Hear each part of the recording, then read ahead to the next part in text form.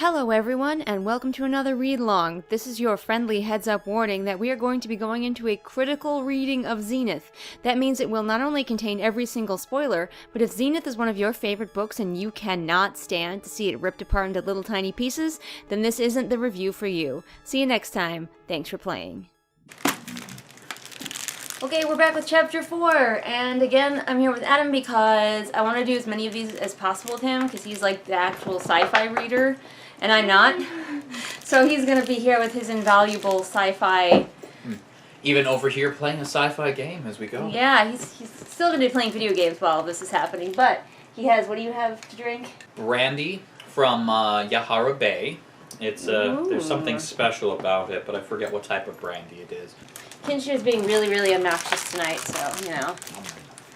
So we're on Chapter 4, and this is a chapter starring Dex, who is not the Vengeance Will Be Mine guy. I don't think we've met Dex yet. It is you, the great Dex detective, who's about to take a fall. I think, I could be wrong, but I think Dex is the love interest, which means that this is one of the kind of books that I'm not really a fan of personally, where there's a point of view of the love interest and of the main character. So yes, he is the love interest. How do I know this? Because there's exposition in his first fucking paragraph about it. These authors, they don't believe in letting you figure things out on your own. They really want you to know it, like right now, in the form of exposition.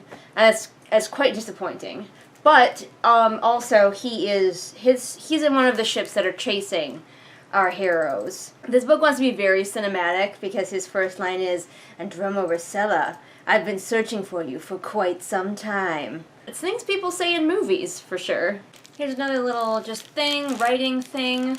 He's thinking about, he's thinking about her as they're chasing her down, and he's remembering the last time that he saw her. And he's remembering her Androma's pale, ghost-like hair. You don't need pale and ghost-like. No, I agree with just use one or the other, but pale and ghost-like to me mean different things. I met one person in my life who had, translucent hair. So, to me, theirs would be ghost-like. Oh, I was waiting for this. This is infamous.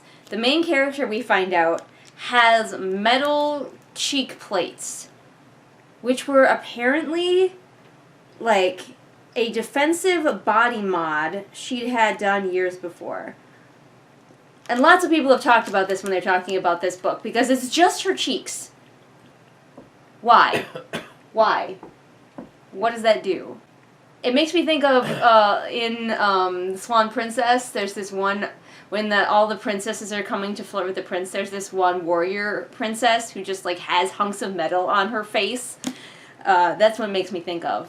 But I don't know why she has that. Thoughts? Okay, so at current tech levels, most of the soldier's body armor and paraphernalia that you wear covers most of the body. One of the severe deficiencies in what our armor covers is our lower jaw, chin, cheek area.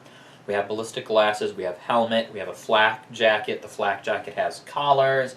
So maybe they're wearing external armor for the rest of it and their tech isn't to the point where it can cover their face. I have a sneaky suspicion she won't be wearing that helmet you talked about, because elsewise how would her hair flow majestically? Maybe when we read it, we can find something more than just, for some reason, she has metal cheekbones. Maybe they have an advanced combat fighting style where they parry things with their face. Yes. I want people to put fridge magnets on her cheeks. Slap it on while they're sleeping, and then they wake up, just wander around the ship for a couple hours. With the fuck written in fridge magnets across her face. These authors both seem to hate the word floor. Anytime that they refer to the thing beneath people's feet, it's always the ground. He's in a spaceship. It would be called the floor. Oh, for a second I liked Dex because there was apparently this tiny little droid, clinging to his leg so as not to get, shaken around. And, he kicked it away. So I hate him now. So from the point of view of the pursuers, the Marauder is getting away. From their point of view, it is outmaneuvering them. Their pilots aren't nearly as good as the one that our main characters have. So, I mean, it's interesting to see the 2 points of view. In the Marauder, they're all convinced that they're about to be caught, and from the point of view of the pursuers, they are losing their prey. But I really wish it was showing me a lot more of the space flight. I'm curious. I want to know, like, what maneuvers is everybody doing to get away or to not, or to follow. People are constantly getting lost in their thoughts and being pulled out of their thoughts. So far in these 4 chapters, I think it's happened at least that many times, where a character has just sort of zoned out and started introspecting in the middle of a firefight, and then somebody gets their attention and they come back from it. And it's honestly not the most engaging thing to read. Oh, now Dex is abusing a child. Good, good. Because apparently these ships employ the old naval tradition of having children as officers sometimes, and a 15-year-old has come to give him a report, and he is verbally abusing him. So Dex seems like a charming person. Okay, he just took his harness off twice. Again, this is something to watch out for, especially in like an active scene like this where you can easily get lost. But he wanted to yell at people, so Dex said, unbuckling his harness and standing up from his seat. And then 2 paragraphs down, Dex's temper rose as he unclasped his harness and toppled against the metal siding. So he was already out of his harness, but here he is again, taking it off. Also, siding. This ship has a steering wheel. That's interesting. Not even a stick, a steering wheel.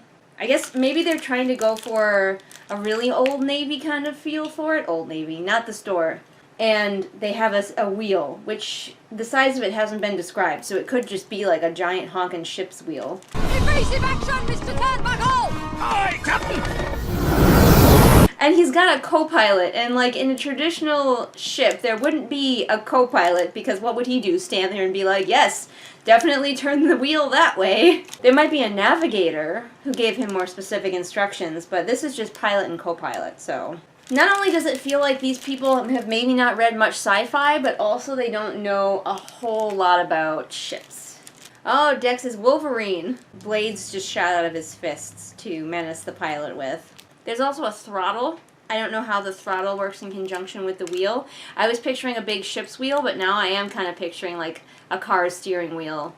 Because it'd be hard to do a throttle and a big wheel. You know those little like pegs that are sticking out of it? Uh-huh. Every one of them is a throttle control. Oh, so it's like vroom, vroom. Yes. Good, great, glad we cleared that up.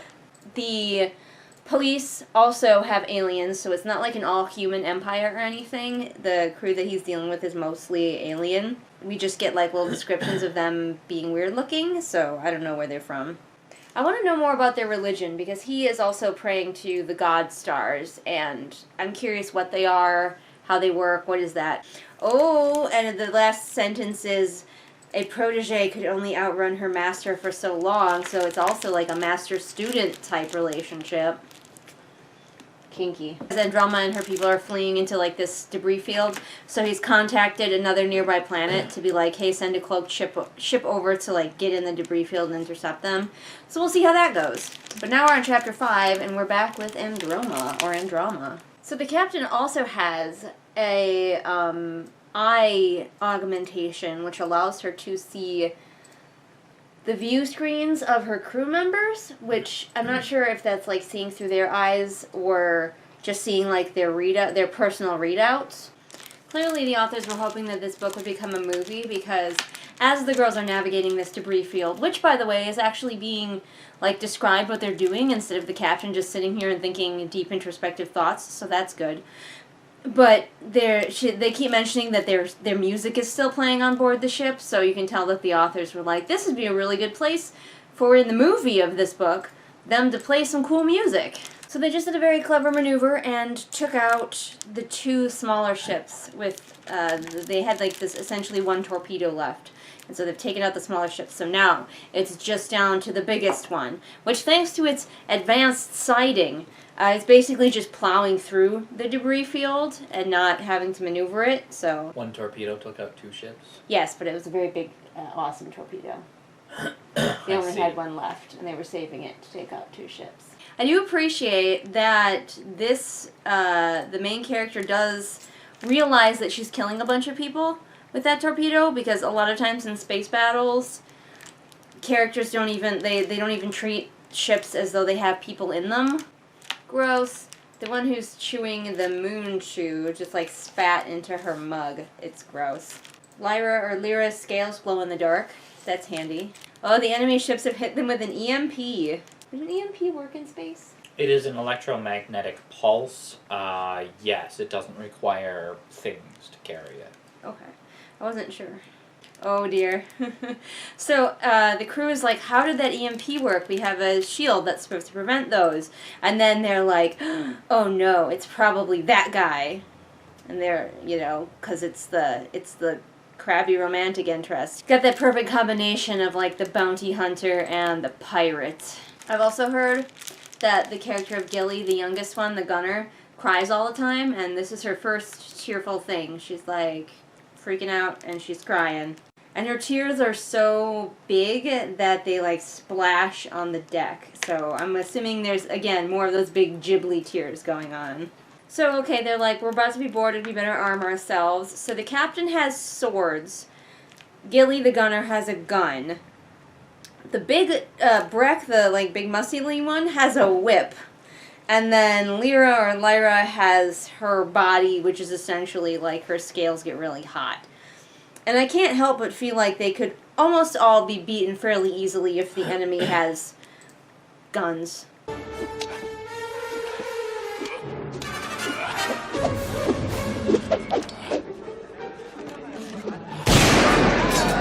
So, the guns that they have, which Andy recognizes, paralyze on the first shot, and probably kill on the second shot, like a Zat gun from SG-1, Stargate SG-1. The guys, the bad guys come around the corner and they're all like, we can do this the easy way or the hard way. Gentlemen, just do this the easy way. Just zap these ladies and go. She's gonna deflect all of the shots with her cheekbones. Ooh. Dex has brown skin, so that's exciting. At least we have a non-white boy. I mean, he still kicks little droids and abuses children, but, you know. And Andy just turned on her murder switch because she just, like, the final sentence of this chapter is she was going to drown Dex Erez in his own blood. So, like, she just goes from 0 to 60, like, bam. Probably got some serious undiagnosed mental illness that could probably use medication that would, like, make her have her mood a little bit more regular. But either way, we're to the end of this chapter, and she's almost certainly going to get shot, as she should have been immediately. Honestly, that last chapter wasn't so bad. There was a lot more description of, like, what was actually going on with these ships, and a lot less just sitting inside characters' heads thinking about things and telling us things. And when these authors are when they're showing and not telling, they're pretty good at it. But they're telling a lot. And also, some of the choices that they make don't make a lot of sense. And you wonder why it's there. But still, definitely not the worst book I've ever read. Just feels like Adam said, the work of people who don't read a lot of sci-fi or watch a lot of sci-fi.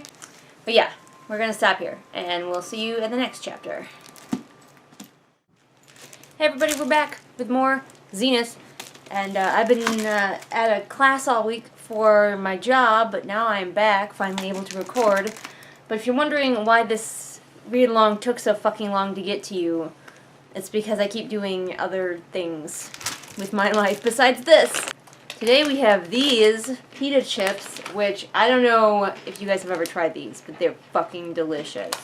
We get them from Aldi. I don't know where else you get them, but they're so good. Alright, so we are on to Chapter 6, which is Dex. If you remember, he was capturing our valiant heroes. So apparently, Andy left Dex to, like, die on a barren moon. That's how their relationship ended, so, you know, he's probably a little salty about that.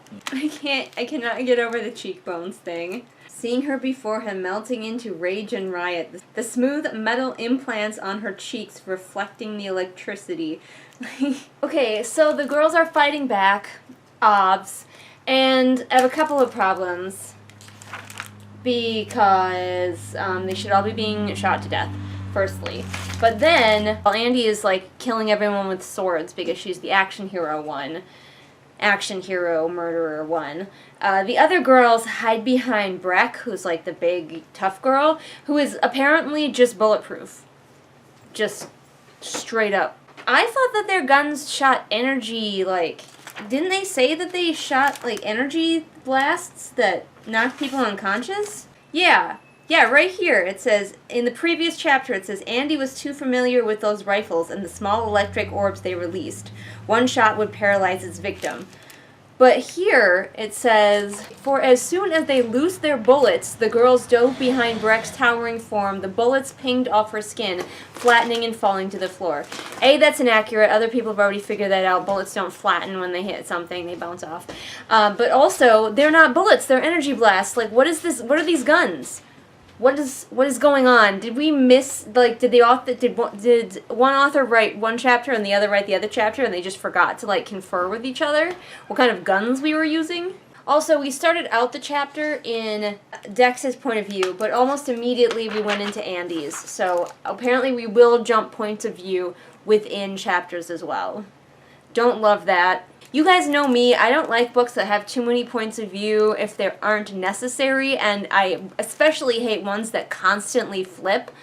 Like, if you want to constantly flip, just make it third-person omniscient. So Gilly, now that she has a big bulletproof person to hide behind, has gone straight back into murder mode, and she's, like, giggling as she just kills people. So, these characters, man, I was going to talk about that. Let's just talk about this now. I'll have to see for myself what I think of it, but a complaint that I have heard is that these characters switch drastically between, like, two different personality types. So either Andy is vicious and murdering people, or she is guilty and soulful. And either Gilly is a weeping, sobbing, useless child, or she is a sharpshooter killing with wild abandon. And so far I kind of do see that, but I'll see if it's real bad in later chapters. I kind of know what the authors are trying for, because complex characters are often contradictions. We're both contradictions, like... Though you're a stone-cold badass, numbers will make you break down.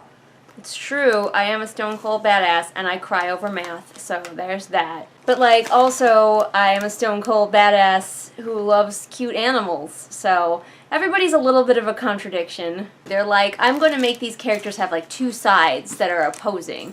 But if a character switches too quickly between them and they are too drastically different, then you don't have a complex character. You have a poorly written character. If she felt bad, you'd think that she would try to at least limit the number of people that she murdered instead of just going straight for the murdering. And also maybe she wouldn't use swords, which are a very direct and personal way to murder. But, I don't know. Very difficult to kill someone with swords. Emotionally, that is. It's just, they die just as easily as with bullets, but it's a lot more intimate. Mm-hmm. You don't look him in the face. The character of Breck is bulletproof, and the guards are, like, the other two crew members are hiding behind her somehow. And these guys keep shooting her in the chest, which just bounces off. Or it doesn't bounce off. The bullets flatten and then fall to the floor. Surely their legs must be visible. Could not at least one stray bullet shoot somebody in the leg? Apparently the military academy where Andy went is a little bit different. Because apparently not only did she, like, train, but she also danced. Murder ballet, maybe, I think.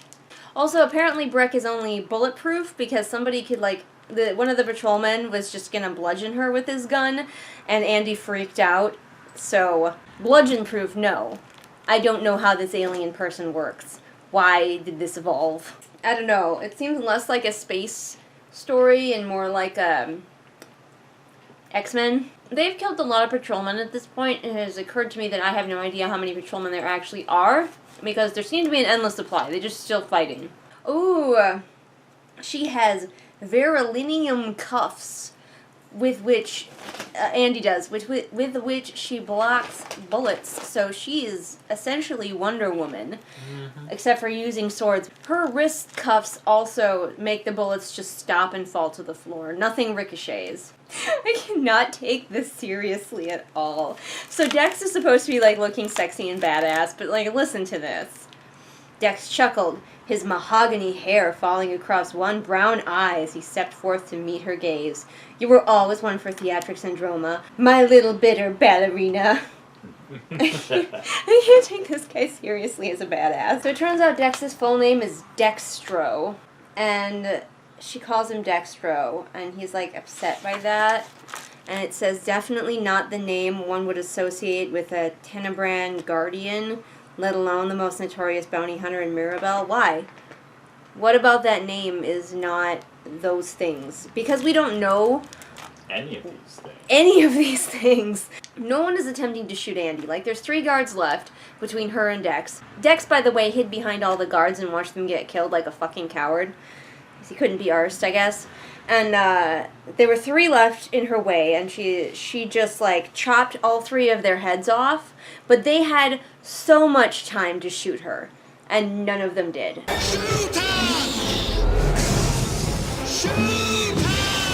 Oh, I wonder if what she's going for with Andy is that Andy is a berserker.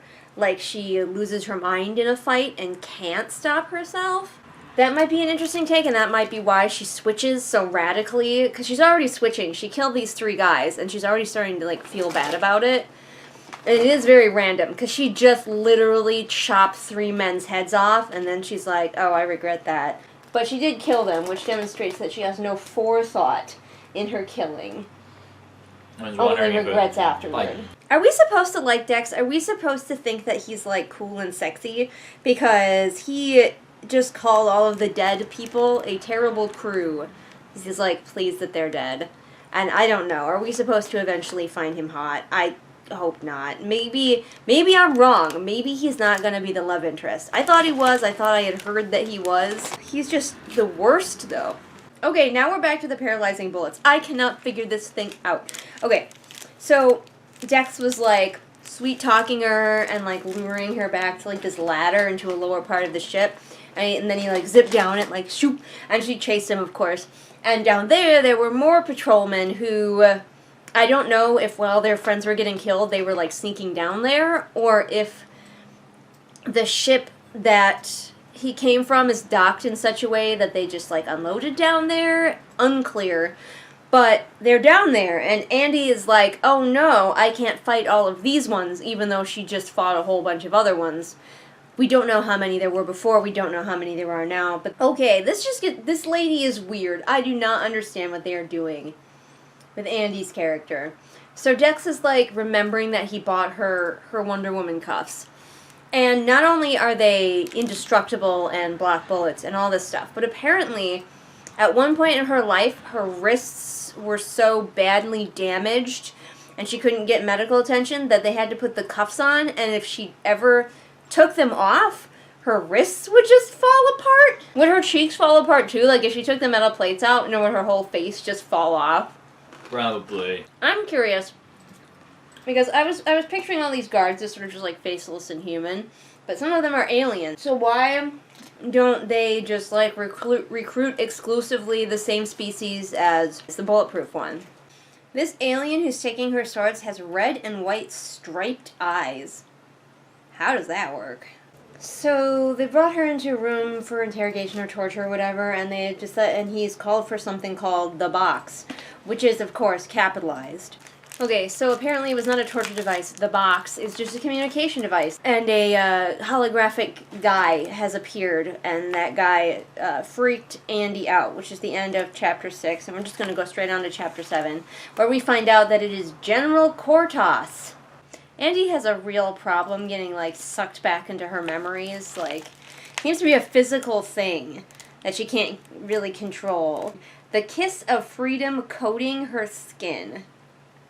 What the heck is a kiss of freedom, and how does it coat your skin? So we get a little bit of a backstory. Andy was supposed to protect this girl named Callie, and she didn't. She failed, and the girl died, and so General Cortos is the girl's father. And also, apparently, she was best friends with Callie. Okay, well, we have another reason that Andy is feels guilty. Negligence. She shot down some bad guys, some enemy ships over a planet, and didn't realize that debris from those ships would fall onto the people on the planet and, like, kill them. Not all of them, but some of them. They fell into a city. Boy, this poor general, his life sucks. Like, he's not here to kill Andy, he's here to offer her a job. Surprise, surprise, it's basically on the tin. Okay, you wasted how many grunts? Like, yeah, they're just grunts, but grunts still cost money. How many grunts and how many ships did you waste just to hire this person when you could have used a radio? You could have used a radio, you could have used a contact, like find out one of her shady contacts and bribe them to get her to take this job. But anyway, this general's life fucking sucks because his daughter was killed, and now his son, Valen, the guy from the beginning, I believe, who vengeance will be his, that guy. His son has been missing for 2 years. So this general, like, I feel the worst for his character more than any other character we've met so far. So the general's telling Andy about his missing son, and she's like, well, what am I supposed to do about it? And he's like, you're supposed to get him back. And she's just shocked that that is the mission that he wants her to do. But, like, wouldn't she have picked that up from the fact that he was just telling her all about his missing son? I want to write a book in this universe, A, to flesh it out a little bit, and B, because I want to write from the point of view of just, like, a patrolman who's just, like, useless, and they know they're useless, and so they're just trying to not get killed. The general's like, you can either do this job for me, or I'll send you to the pits of Tenebris, which are apparently where the worst criminals go. Because the worst people that are worse than Andy, because they also torture people before they kill them. Andy just kills them. These people also torture them. Also, clearly there is a death penalty because Andy earlier was like, aren't you just gonna, like, execute me? And the general's like, no, I have a job for you. So why isn't he just threatening her with death? Does he think that it will be scarier to send her to the place with the people who torture as well as kill? And of course he's offering her a pardon if she does succeed. There's a lot of backstory that you need to know to understand what's going on in this book, and we're getting a lot of it through memories and flashbacks and all of this stuff, but I don't know, if you need that much backstory, then at a certain point you have to wonder, like, maybe you should have written the book before this was that story, and then this book was like the middle one or something. Because there is so much that we have to learn about Andy and her past and all of that through, and we have a whole relationship with Dex that we never get to see, we just hear about, and all of this past. Yeah, it's important for characters to have a past, but at the same time, if there's too many details, it bogs down your story. And of course, the final reveal of this chapter, because, you know, we gotta have a gasp moment at the end of every chapter, is that Dex will be going with Andy. Which makes me wonder why the general didn't just send Dex. Maybe he secretly thinks that Dex is incompetent. I don't know. But, like, I was like, oh, he can't send Dex because everybody knows Dex is his bounty hunter, and, you know, you have the same problem of being recognized, but Dex is going along. So what is the deal? And then chapters 8 and 9, I'm just going to read them because they're like a page each. This one is Claren, another character. I think it might be a memory because everything's in italics. I don't know. Or was Claren the girl from before who was doing something weird? This is too many characters, okay? Again, another confusing chapter. There's some kind of rite of passage or choosing ceremony going on with something called the conduit, which is unclear what that is. It might be a wormhole. It might be a magic space puddle. I don't know. But the girl, who is presumably Claren, unless that's the planet she's on, nothing is explained. It wants to be chosen as a yielded or something like that. I don't know. And she decides that they're like, so she smuggles in a weapon to this ceremony, and she decides that the best way to be chosen is for all of the other competition to be dead. So she just kills them all. And so she's the only one left, so she's chosen. Which is clever, but I do not understand why this chapter, what is going on. So here's something. When you're writing sci-fi, it's something to think about, something to decide. You ever heard about snakes in space? The complaint in Star Wars that there are just snakes on an alien planet, and they know what snakes are and what that means, even though there is no Earth and there should be no snakes. But because the audience knows what snakes mean, it's okay for the characters to know that, because if you get too crazy with it, the audience won't understand what you're talking about. Like, not everything can be an alien creature that you have to, like, describe to the audience so they know what you're talking about. So you can be like, that guy is a real snake in the grass, and you don't have to explain. It's a weird thing, and it's a balance to strike when you're writing something like a sci-fi. It can either be helpful in world building or sound unnecessary and pretentious. It's a hard thing, it's a hard balance to strike, but it's something you gotta think about when you're writing sci-fi especially. I have a lot of animal rants in these read-alongs. First the pig rant, now the snake rant.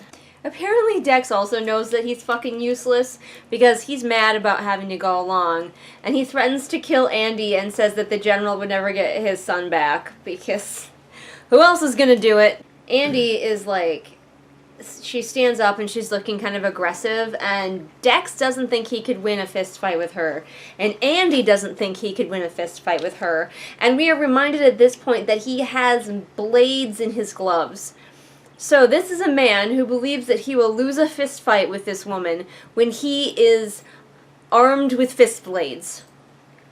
Wow. I guess I understand why the general doesn't want to send him. These two have a Lando and Han, if they were like bickering exes, which they might be, kind of a thing going on, because he's like, you fucking stole my ship, and she's like, finders keepers, except for neither of them are as charming or interesting as Han or Lando.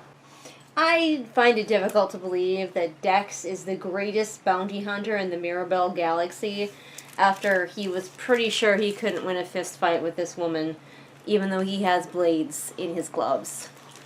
I mean, but what skills are needed to be a good bounty hunter? Pretty sure that Dex is a giant wiener, and I will not be convinced otherwise. I mean, did you notice how he succeeded in the bounty here? That's true. He hid behind a bunch of dudes, and then he fell down a hole where there were a bunch more dudes. He's a wiener. Yep, definitely. I don't know why the general wants him at all. Maybe because, like, Andy is kind of dumb and will just kill things, and the general's like, please just go along and make sure she doesn't kill my kid. And by the way, General, she killed your other kid, and now you're sending her to find this kid. What makes you think she won't then kill this kid? Poorly planned plans. Everybody around here doesn't know how to plan things, but there you go. Those are those chapters out of the way, so we'll hopefully film again soon. See you then! Alright everyone, it's that time again. It's time to thank my illustrious patrons of the month: Lennox, Amanda, Thelia, Jenny, Joseph, Kim, Lisa, Sabby Panda, Sam, and Sarah. Thank you all so much for your support. It means the world to me.